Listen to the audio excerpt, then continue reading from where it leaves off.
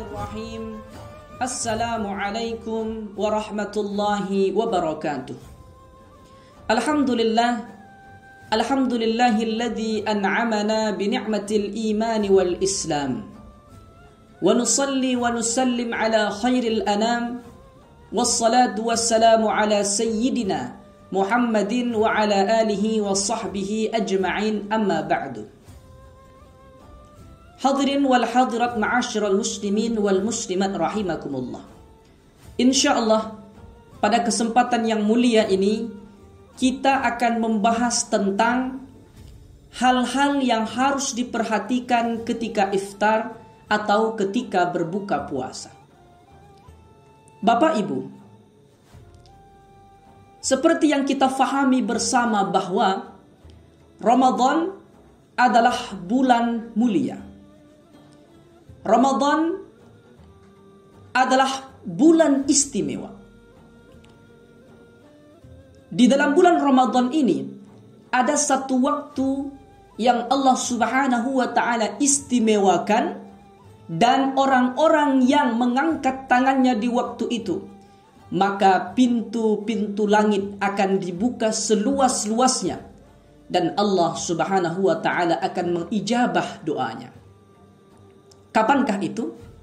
Maka jawabannya adalah ketika matahari telah terbenam, ketika waktu sudah menunjukkan maghrib dan para muadzin telah mengumandangkan azannya, Allahu Akbar, Allahu Akbar, maka pada waktu itu doa diijabah oleh Allah Subhanahu wa ta'ala.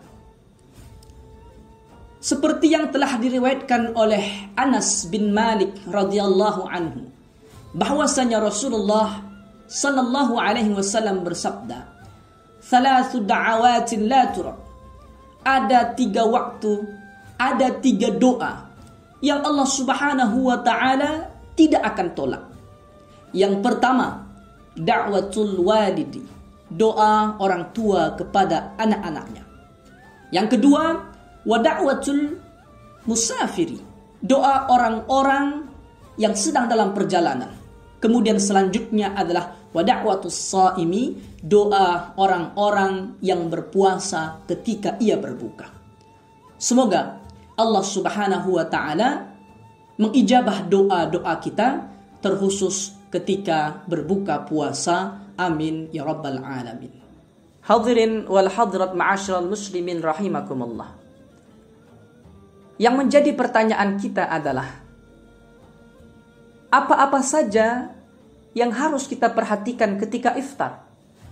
Jawaban dari saya ada 3. Yang pertama, seperti yang telah dijelaskan di atas, bahwa orang-orang berpuasa ketika berbuka, maka pada waktu itu doanya diijabah oleh Allah. Yang kedua, hendaknya menyegerakan untuk berbuka puasa. Dalam hadis qudsi dijelaskan, ahabbu ibadi ilayya a'jaluhum fitrah. Hamba-hamba yang paling aku cintai adalah mereka yang menyegerakan berbuka puasa. Artinya, dimanapun dan kapanpun kita berada, di kantor, di mobil, ketika azan telah berkumandang, maka hendaknya menyegerakan untuk mengambil kurma dan air putih.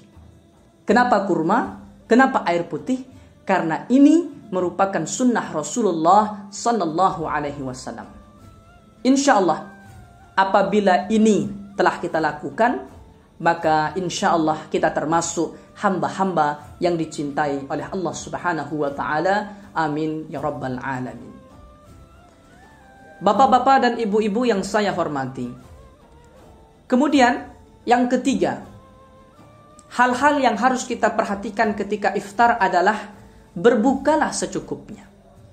Dalam hadis Rasulullah sallallahu alaihi wasallam bersabda, tidak ada tempat yang paling buruk yang dipenuhi isinya oleh manusia kecuali perutnya.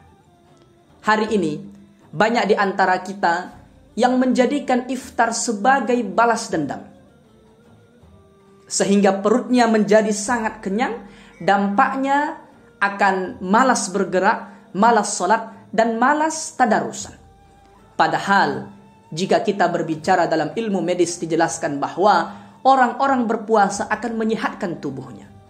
Namun, karena cara dan metode iftar kita salah, maka kesempurnaan kesehatan kita pun akan semakin berkurang. An Abi Hurairah radhiyallahu anhu qala Rasulullah sallallahu alaihi wasallam, "Sumu tasihhu." Berpuasalah, niscaya kalian akan menjadi sehat.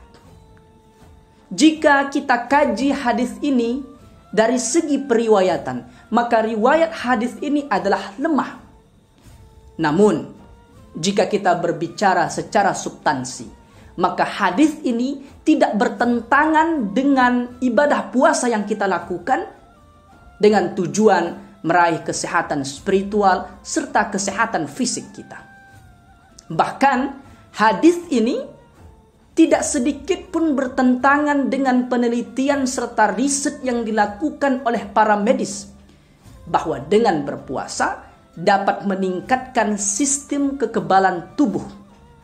Oleh karenanya, mari kita jaga pola makanan kita menjadi seimbang agar tubuh kita menjadi lebih sehat. Insya Allah dengan wasilah puasa ini kesehatan kita semakin bertambah dan Allah Subhanahu wa taala selalu memberikan kesehatan kepada kita. Amin ya rabbal alamin. Mohon maaf atas segala kesalahan dan kekurangan. Subhana rabbika rabbil izzati amma yasifun. Wassalamun alal mursalin walhamdulillahi rabbil alamin. Wassalamu alaikum warahmatullahi wabarakatuh.